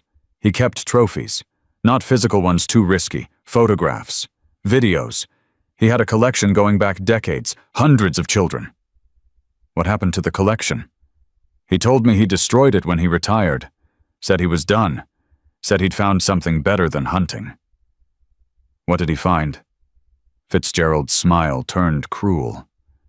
A family. He got married 5 years ago. Had children of his own. He said he didn't need to hunt anymore because he finally had what he really wanted. Reeves paused the video. Titan couldn't breathe. Couldn't think. A monster who had taken his daughter, who had destroyed his world, was now living somewhere with a family of his own. With children of his own. "We're working every angle," Reeves said quietly. "Military records, marriage licenses, anything that might help us identify him. But Morrison, it could take time. Years, maybe. He was careful. Meticulous. He didn't leave trails. There has to be something. Some clue. There might be." Reeves pulled out a folder. "Fitzgerald gave us one more piece of information. Shepard had a distinctive mark. A tattoo on his left shoulder. A lighthouse with a broken beam. The symbol of the network, branded into the flesh of the man who had killed his daughter." "Find him," Titan said, his voice barely above a whisper. "Whatever it takes. However long it takes, find him. Find." "We will. I promise you we will." But as Titan walked out of the station into the cool night air, he knew that promises weren't enough. Somewhere out there, a monster was living a normal life, playing with his children, kissing his wife, pretending to be human. And Titan wouldn't rest until he found him. Until justice was finally served. Until Emily could rest in peace. 3 months passed. Autumn stripped the trees bare, and winter settled over Crawford County like a cold gray blanket. And through it all, the investigation continued. Titan stood in the back of the courtroom when the judge delivered Gerald Whitmore's sentence. 45 years. No possibility of parole.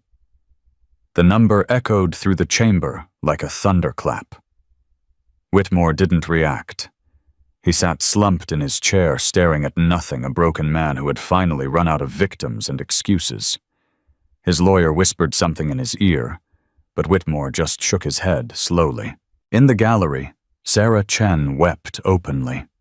Her son, now 22, sat beside her, with his arm around her shoulders. His face was wet, too, but there was something else in his expression.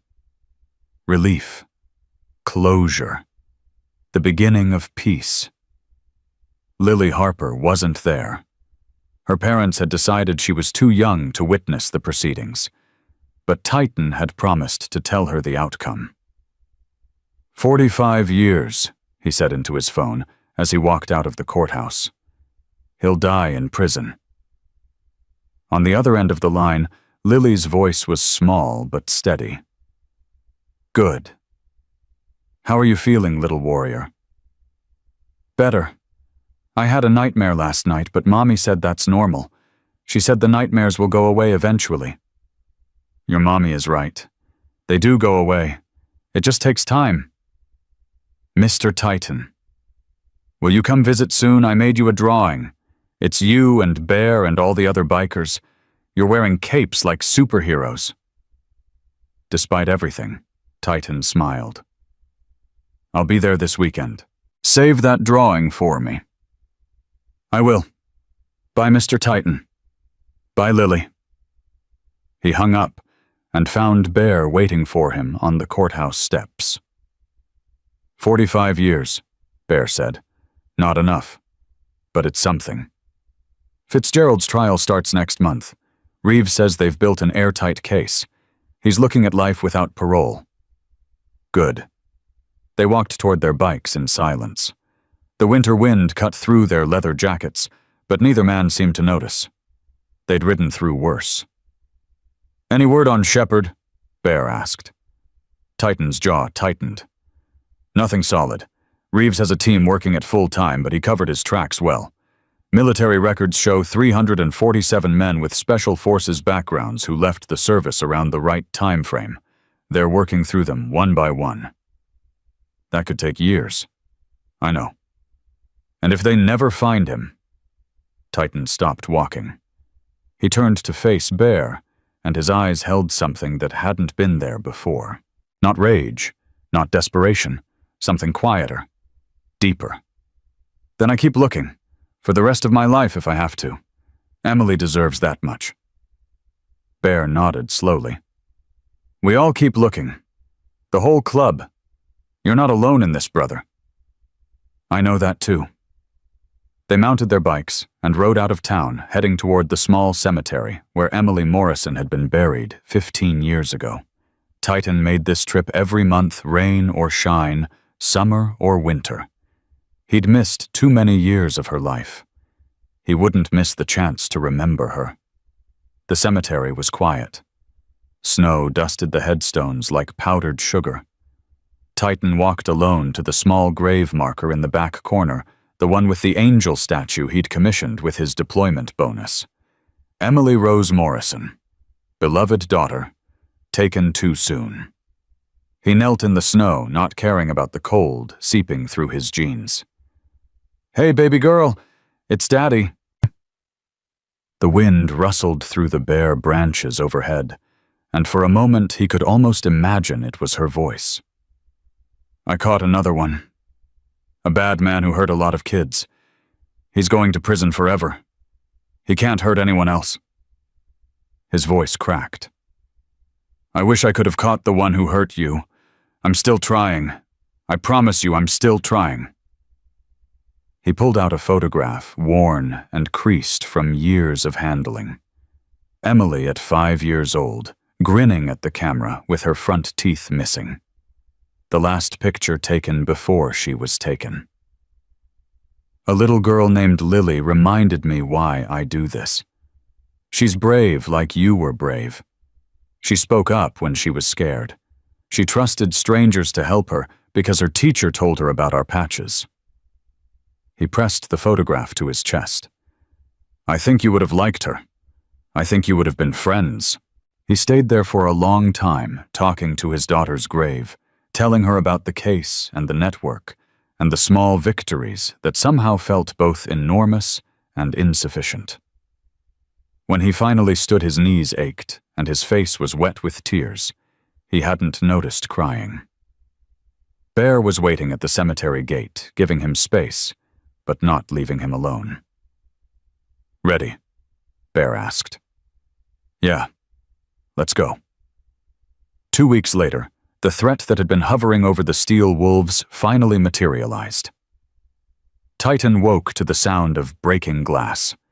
He rolled out of bed, grabbed the baseball bat he kept by his nightstand, and moved toward the front of his house with the silent efficiency of a man who'd cleared buildings in combat zones. The living room was empty, but the front window was shattered, and something was burning on his porch. He grabbed the fire extinguisher from the kitchen and threw open the front door. A wooden cross wrapped in gasoline-soaked rags blazed in the darkness. Painted on his door in red letters, "Child killers will be punished." Titan extinguished the flames, then stood in the cold night air, staring at the message. His phone was already ringing. "Bear's place got hit too," Shadow's voice came through. "And Blades, she message. They're targeting all of us." "Anyone hurt?" "No, just property damage and intimidation. But Titan, they know where we live. All of us. Call everyone. Emergency meeting. Tonight." By 3 a.m., all 12 steel wolves had gathered at their clubhouse on the edge of town. The building was a converted warehouse, deliberately nondescript, deliberately hard to find. But if the network knew their home addresses, they probably knew about this place too. "We've got a leak," Blade said. "Someone gave them our information." "Or they hacked the DMV database," Shadow countered. "Motorcycle registrations are public record if you know where to look." "Either way, we're exposed," Titan said. "The question is what we do about it. We could go underground, disappear for a while until the heat dies down." "Run!" Bear's voice was incredulous. You want us to run from these child-raping cowards? I want us to survive. Dead bikers don't protect anyone. Neither do scared ones. Enough, Titan's voice cut through the argument. Nobody's running, but nobody's being stupid either. We increase security. We watch each other's backs. We vary our routes and our schedules, and we keep doing exactly what we've been doing. They'll escalate, Blade warned. This was a message. Next time it might be bullets. Then we'll deal with bullets when they come. But we don't stop. We don't back down. Because the moment we do, they win. And every child we might have saved becomes another victim. The room fell silent. Then one by one the steel wolves nodded. Bear, Shadow, Blade, every single one of them. Together, Bear said. Together, they echoed. The escalation came faster than anyone expected. 3 days later, Titan received a call from Sergeant Hayes. We picked up someone outside the elementary school. He had photographs of children in his car, addresses, schedules. He was planning something. Connected to the network? We think so. He's not talking, but his phone shows communications with known Lighthouse members. This is retaliation. They're trying to prove they can still operate despite the arrests. That's our assessment too. Morrison, I need to warn you, this guy had a list. Names and addresses of people who've been working with us on the investigation. Yours was at the top. I figured as much. Be careful. These people are desperate, and desperate people do stupid things. The very next day, Agent Reeves called with news that changed everything. We found him. Titan nearly dropped his phone. What? Shepard, we found him. Or rather, one of his former associates gave him up in exchange for a reduced sentence. Her voice was tight with controlled excitement. His real name is Marcus Webb, former Army Ranger discharged in 2002. He's been living in a suburb of Nashville for the past 5 years, married, 2 stepchildren. The world seemed to stop spinning. Marcus Webb. A name. A face. An address. After 15 years, the monster finally had an identity. He has stepchildren, a boy and a girl, ages 8 and 10. Reeves's voice was grim. Morrison, I know what you're thinking, and I'm begging you let us handle this. We're moving tonight. We have warrants. We have a tactical team. If Webb is Shepard, we'll take him down properly. And if he runs, he won't. He doesn't know we're coming. As far as he knows, his identity is still secure. Titan's mind raced. Nashville was 4 hours away. If he left now, he could be there before the FBI team moved in. He could look into the eyes of the man who had taken his daughter. He could... What kill him, beat him? What would that accomplish except turning Titan into the kind of monster he hunted? Morrison. Are you still there? I'm here. Promise me you'll let us do our job. He thought of Emily, of Lily, of all the children who had been saved because he'd chosen justice over vengeance. I promise. But Reeves, I want to be there when you take him. I want to see his face when he realizes it's over. A pause. Then, I'll make the arrangements. Be at the Nashville field office by 10 p.m. The ride to Nashville was the longest 4 hours of Titan's life. Bear rode beside him, refusing to let him make the journey alone. Neither man spoke. There was nothing to say that hadn't already been said 1,000 times over 15 years of grief and searching. The FBI field office was a fortress of glass and steel. Agent Reeves met them at the entrance, her face drawn with tension. We're moving in 45 minutes. The tactical team is already in position. Webb is at home with his wife and stepchildren. The children, are they safe? We have CPS standing by. If Webb is who we think he is, those kids will need help. But first we need to get them out of there. What do you need from me? Nothing. Just watch. And when it's over, you'll have your answers. They drove to Webb's neighborhood in an unmarked van, parking 2 blocks away from a modest 2-story house with a swing set in the backyard and a minivan in the driveway. It looked so normal, so ordinary. The kind of house where families grew and children played, and nothing bad ever happened. But Titan knew better. He'd learned long ago that monsters didn't live in haunted castles. They lived in houses just like this one, hiding in plain sight, wearing the mask of normalcy, while darkness festered beneath. The tactical team moved with silent precision. Front door, back door, windows covered, every escape route sealed. Then the breach. Titan watched through binoculars as agents poured into the house. He heard shouting. A woman's scream. Children crying. 60 seconds later, a man was dragged out in handcuffs. Late 40s. Average height. Brown hair going gray at the temples.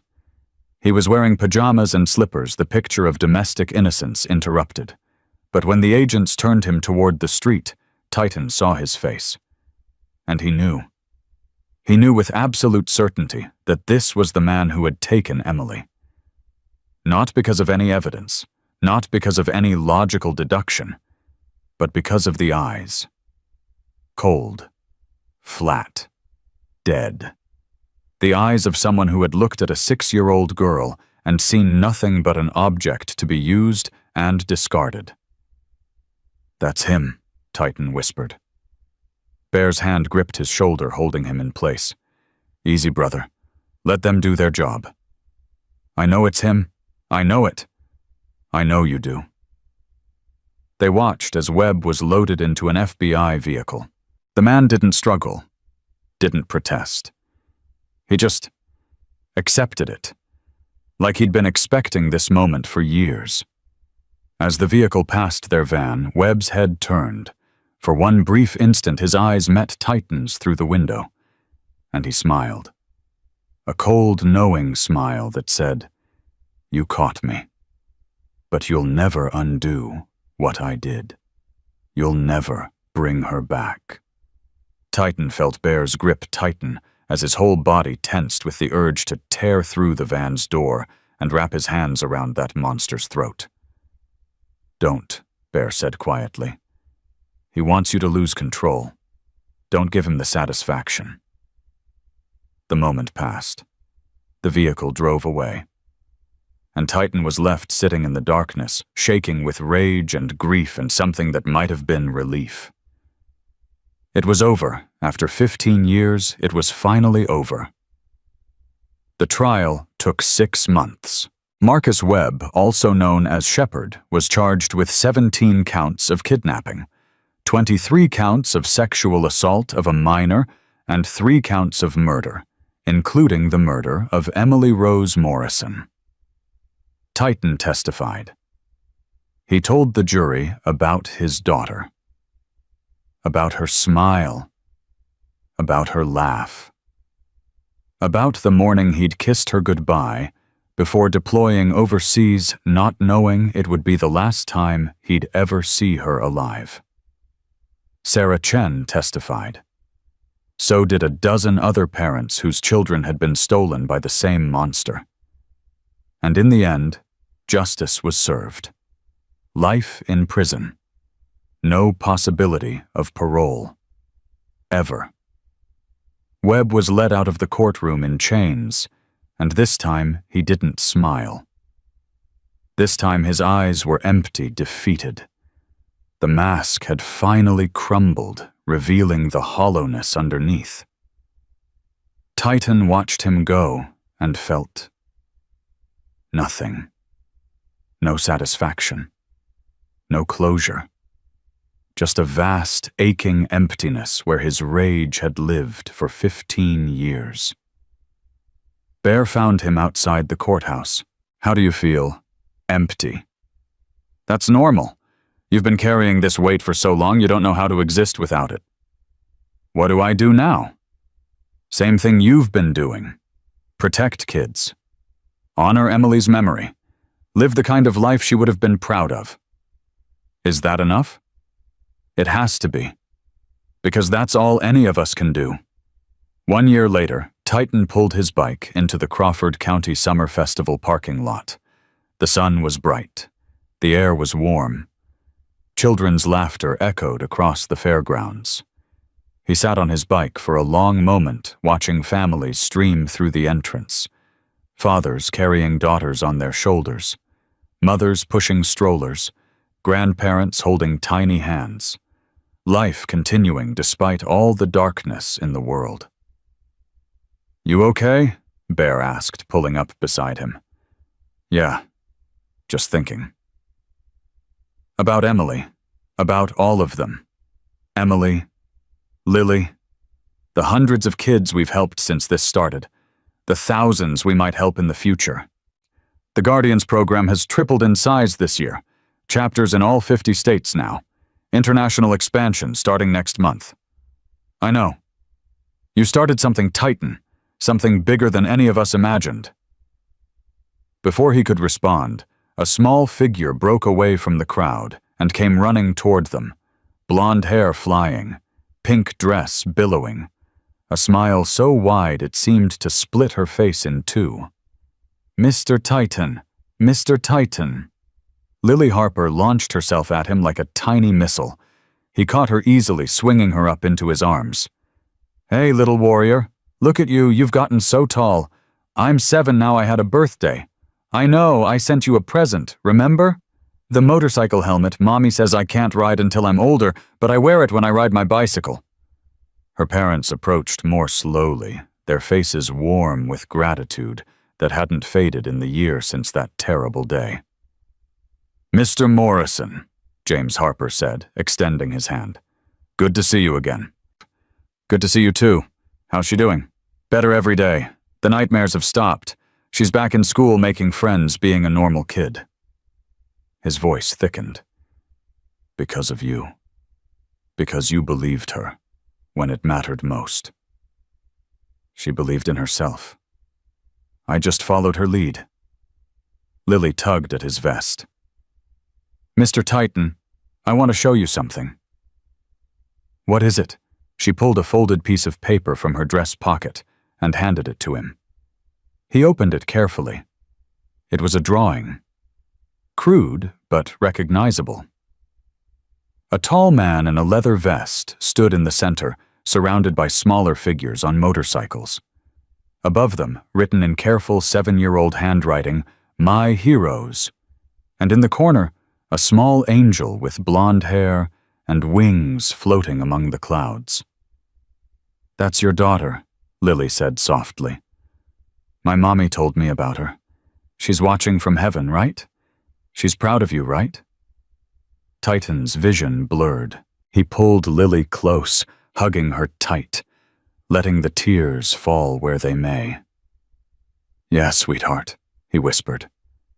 "I think she is." When he finally let go, Lily's parents had moved closer, joined by other families he recognized. Sarah Chen and her son. The mother who'd almost lost Tyler at the petting zoo.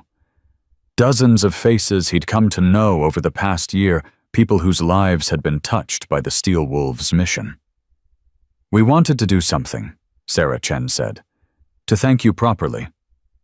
"You don't have to." "We know, but we wanted to."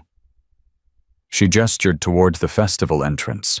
A banner hung above the gate, freshly painted Emily's Guardians, protecting children together. "The county approved it last month," James Harper explained. "Every year the summer festival will host a child safety event in Emily's name. Training for parents, resources for kids, a memorial for victims, and a celebration of the people who protect them." Titan stared at the banner, unable to speak. "She's not forgotten," Sarah Chen said softly. "None of them are. And because of what you started, none of them ever will be." The Steel Wolves gathered around him. Bear, Shadow, Blade. All 12 brothers who had ridden beside him through the darkest year of his life and emerged on the other side. "What do you say, Prez?" Bear asked. "Ready to go protect some kids?" Titan looked at the banner one more time. Emily's name blazing in the sunlight. A legacy born from tragedy. A purpose forged in pain. He thought of his daughter, of her smile, of the morning he'd kissed her goodbye and promised to come home safe. He hadn't been able to keep that promise. He hadn't been able to save her, but he could save others. One child at a time, one monster at a time. Until his last breath. "Yeah," he said, his voice steady. "Let's go." The Steel Wolves rolled into the Crawford County Summer Festival, their engines thundering like a promise. Families turned to watch. Children pointed and smiled. And somewhere in heaven, a little girl with blonde hair and missing teeth watched her father become the hero she always knew he was. Because courage isn't the absence of fear. It's speaking up when you're terrified. It's trusting strangers when you have no one else. It's fighting for the innocent, even when the fight seems impossible. And sometimes the most dangerous-looking men in the room are exactly the ones you need when evil comes calling. Emily Rose Morrison didn't die in vain. Her father made certain of that.